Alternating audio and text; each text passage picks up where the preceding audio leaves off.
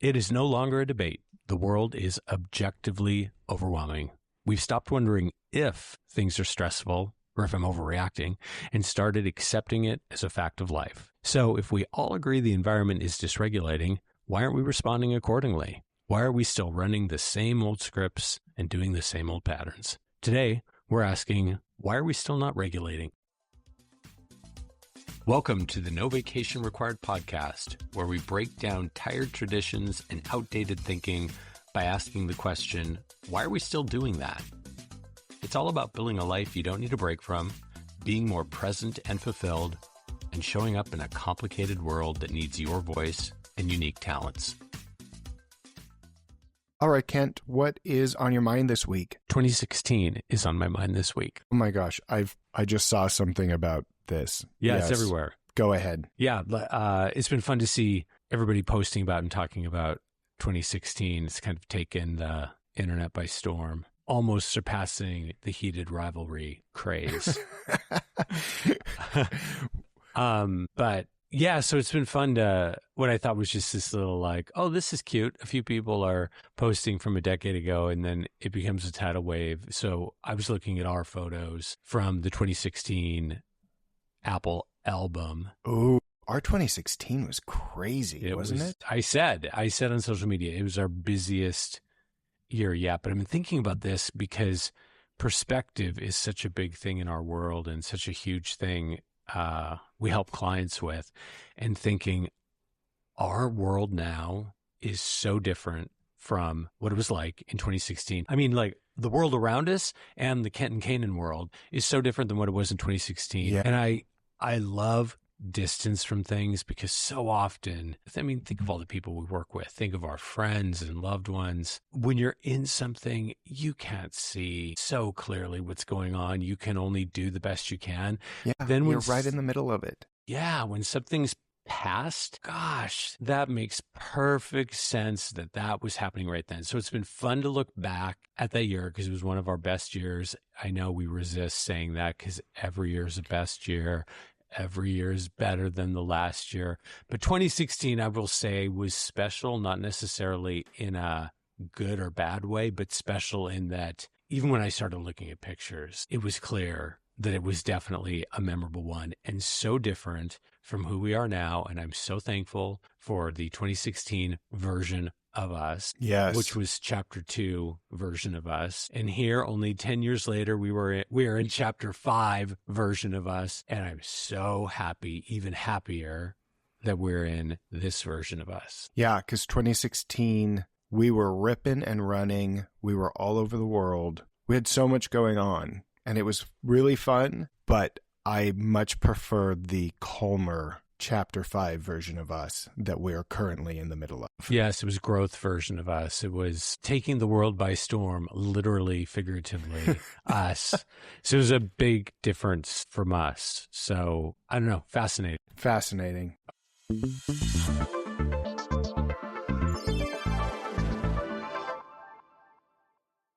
Okay, so why are we still not regulating? Thinking about this, I was watching a podcast and then I talked to you about it. Yeah. But on this podcast, the participants were talking about the tough state of the world. Things are deteriorating, crumbling, just so matter of factly, which, by the way, we completely agree with.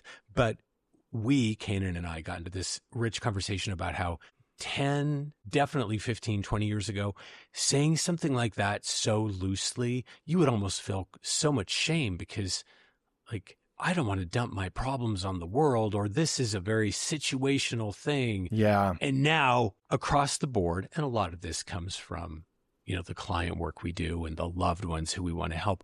It's just sort of universally tough right now. Lots of people have lots of joy, you and I among them for sure, but it doesn't mean that the landscape we're in isn't super, super rough. So just thinking about that and you and I talking, how are people getting through? You and I have had to shift how we get through. We've added more individual and couple regulating things to just take the temperature of our nervous systems down. Yes. I mean, we were doing, it's funny you brought up 2016 because we were doing regulating before regulating was cool and before we knew it was regulating. Yes.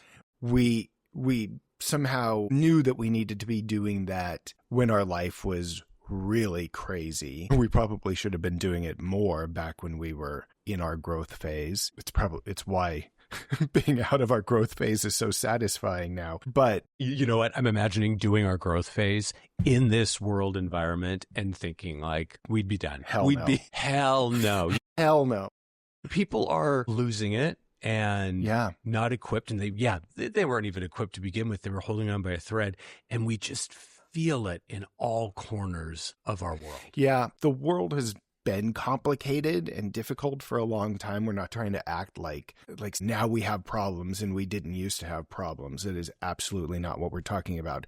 But it is complicated in a very unique way now. It is very scary in a unique way now. And the amount of information we have coming at us makes it very present and clear to us now. So, this is reminding me of a text I got from a buddy the other day. He's going through a divorce, and it's a lot. Of course, it's a divorce, and he's not doing great with it. He's getting through it, but he's just barely holding on. We talked about this. This is what we talked about. Yeah. Yeah. And I won't say much more about that because I wouldn't want to betray his trust. But tell the people how it turned into a multi-frame. Yeah.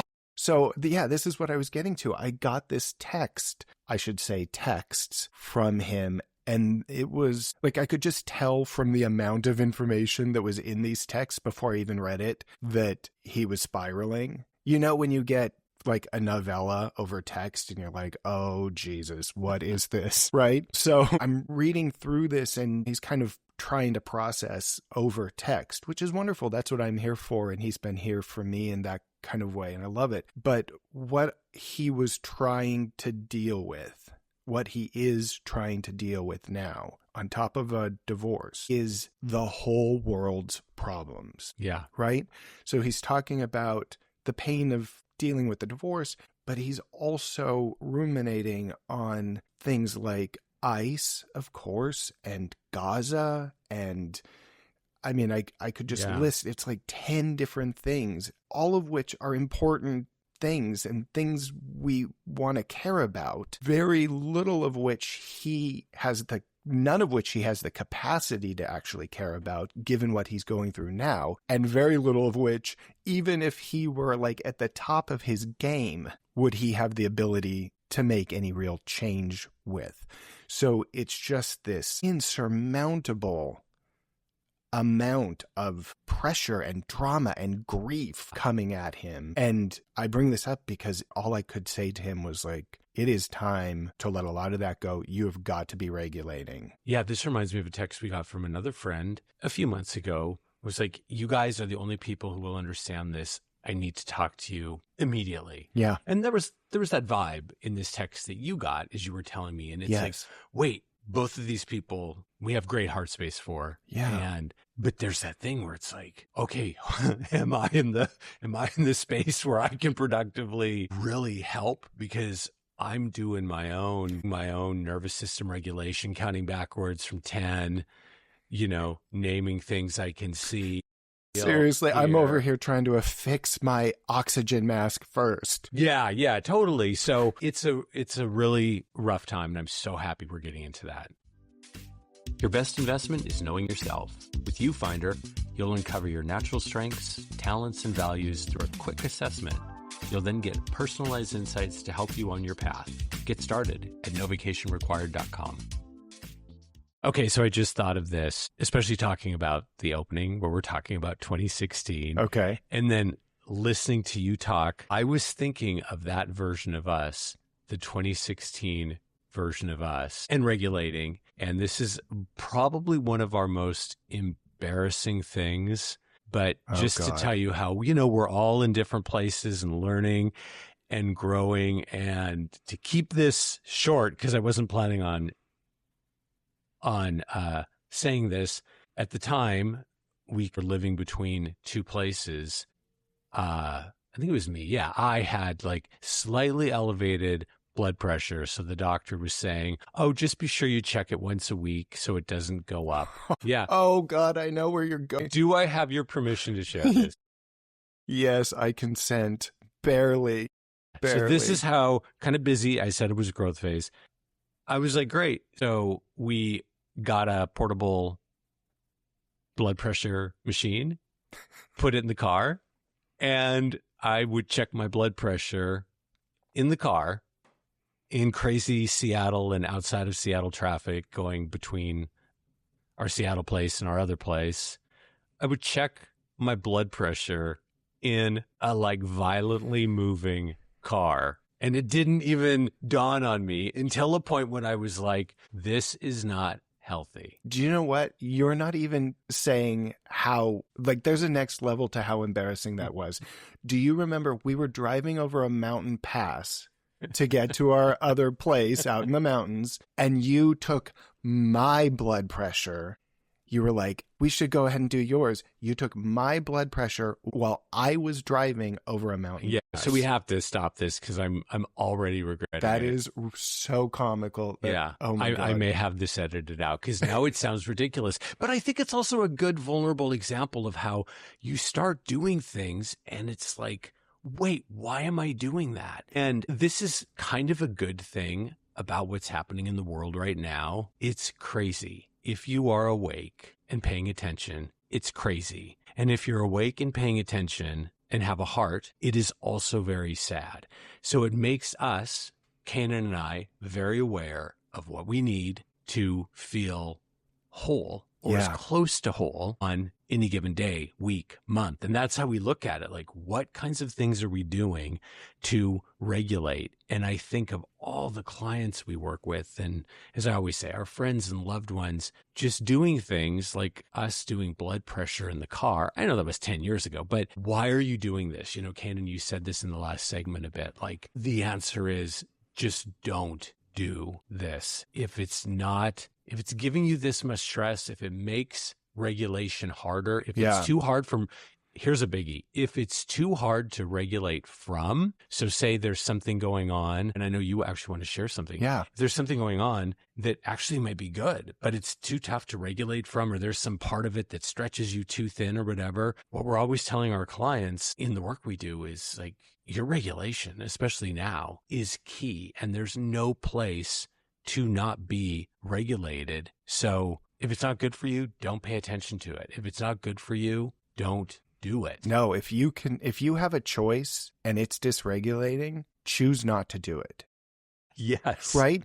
I was just recognizing, and then I do actually have since we're getting vulnerable, another little story. But it's funny that we're talking about regulating now this plainly. Like in the past, we might say self-care, or, you know, it's important to take a little time for yourself to deal with the stressors of the world. Well, treating the world as crazy and scary as hyperbole is no longer a thing. Either is this sort of nibbling around the edges, self-care, take a warm bath, that'll help. A warm bath will help, yes. But sort of this, now we're just full on saying like, no, your nervous system can't handle it, girl. Yeah. Stop. Yes. Right? So I was going to share just a little experience I had. I started like a special interest group, just a fun group that I was interested in. And I thought it was going to be light and happy and, you know, healthy, a healthy distraction. And it turned out to be heavier than I expected it. The conversations in the group got heavier. The topics of conversation that would come up were heavier because, you know, the world is heavy. And so here's this thing that I thought was going to be a really healthy, happy, light way to take a break from the world. And it turned out to not be that at all. And actually, I shouldn't say it wasn't that at all. It was just more dysregulating than I would have ever expected it to be. And so I'd come home and tell you, Kent, like, God, I feel kind of heavy from this. You know, it's not feeling fun for me. I'm having to like get over what we talked about in this group. And thankfully you were just like, you know, you don't have to do that if you don't want to. Cause I tend to want to like, if I get into it, now I'm in it for life. And you were like, you can stop that. The same advice we give clients and friends and family that it's so hard to take yourself. Yeah. You were like, well, don't do that anymore. Take a break from it. And the second I chose to take a break from it, I felt a great sense of relief. I could feel myself regulating just from choosing to not do something that was upsetting me. Yeah. So I love what you brought up in your experience. And I think it was surprising to both of us. And it took our understanding of regulation to a new level because, if you're drinking too much, that's dysregulating. If you're not leaving the house, that's dysregulating. We think we all have these ideas of what is taking energy and what is giving us energy. Yeah. What, as Caanan and I talk about it, what we're leaving better because of, as opposed to worse. So here's this confusing thing. And we've had these things in our life before, but this one was so profound that on paper is good, period. Growth oriented, outside activity, period. Didn't even think, do I need to pay attention to this? And since we've been leaning into this practice, these last few years of checking in, even with those quote unquote good things, there's been some surprises where it's like, wow, I know this is on paper publicly believed to be good, but I don't feel great after this. And this is why. Yes. Yeah. So I think one of the big things we want to leave you with is everything's on the table. Your regulation, your nervous system regulation. How many times have we said nervous system in this micro podcast? Your nervous system regulation is worth paying attention to all the time. What you're eating, the exercise you're doing, what kind of exercise. Maybe it's not a right kind that lifts you up. Everything is on the table. And how you feel, like we work with this with our clients so much, our whole green things, yellow things, red things. You want to do more of those green things. And green things are going to be things that automatically are making your nervous system feel better, looser, freer, more authentically you. The way to start this is do not do things that you absolutely know ahead of time are not going to feel great for you. And you were saying this at the beginning. Commit with us to not caring about things that you can't change. That is so tough. We went on a long run yesterday. We went on a long run. I was like, oh my gosh, I'm so excited to talk to Caanan about these 5 things. We didn't even get past this first thing because we just talked about how even in our own experiences, you can be thinking about something that you cannot change, period. And how depleting that is. How much energy that takes and how dysregulating it is and how debilitating it is when it comes to dealing with all of the things in your life that you actually do need to care about and that you can change, that you can't say no to and that lift you up. So yeah, this is permission from Uncle Caanan and Uncle Kent to say no to things that you know are dysregulating. Stop worrying about the things that you can't control or that you have very limited ability to control or that you no longer have the capacity to do something about, and start asking yourself about everything. Kent, I love what you said. Everything is on the table. When you're doing something or thinking something or eating something or exercising, whatever, ask yourself, how do I feel right now doing this? How do I feel right now after doing this?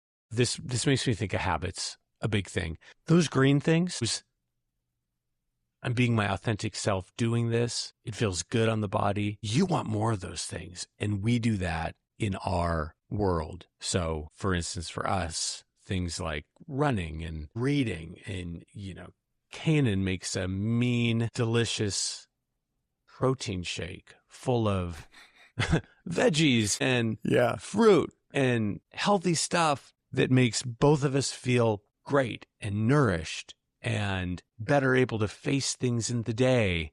So we get those in the calendar because they're great. They're positive. They're nervous system regulators. We do more of those habits. Yeah. And regarding the green things, yellow things, red things, we'll put a link in the show notes to a worksheet that will help you energy track so that you can do those things. And so that you can, if you're not familiar with what that means, you can get into it.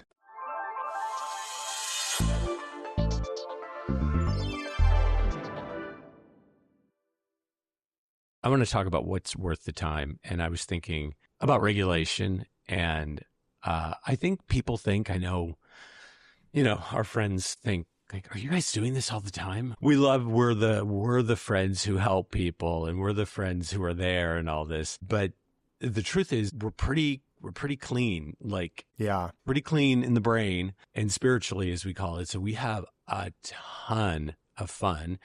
And that only comes because we have a pretty good understanding, of regulation.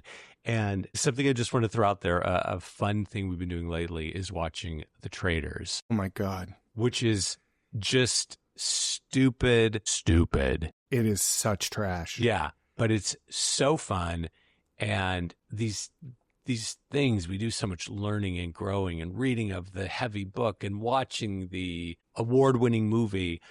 Doing these things are great. So if you need a mindless disconnect, second screen type thing, watch the Traitors. It's a lot of fun. And I know I talked about a run yesterday. On a walk recently, I had all this stuff to talk to you about. And I was like, a couple thoughts I have on the Traitors. And we have this long walk where all we're talking about is the Traitors. And that's great. Okay, so tell me you have a worth the time that I do have a worth the time. It's significantly more important than the Traitors. Far less fun, but definitely more important. Okay. No, I'll keep this quick. Listen, we're all trying to figure out what to do in these times and how to respond to ICE and what's happening in Minneapolis and sadly all over the country. I love where you're heading because it's a big thing. Rather than ruminating, putting that into some kind of action. Yes. So this is a small thing you can do, and it shouldn't be too dysregulating, although all of this is to a certain degree. Head over to the ACLU, their website. We're big fans of the ACLU, and we're huge supporters of the ACLU. But check out their Know Your Rights literature. Oh, yeah. It's something that you want to be armed with. It just tells you how to respond in a situation with the police or with ICE and how to protect yourself.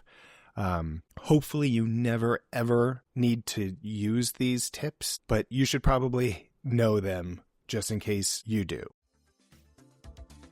Thanks for listening to the No Vacation Required podcast. For more information, including services designed to help you build a life you don't need a break from, check out novacationrequired.com. And if you found this information helpful, please subscribe.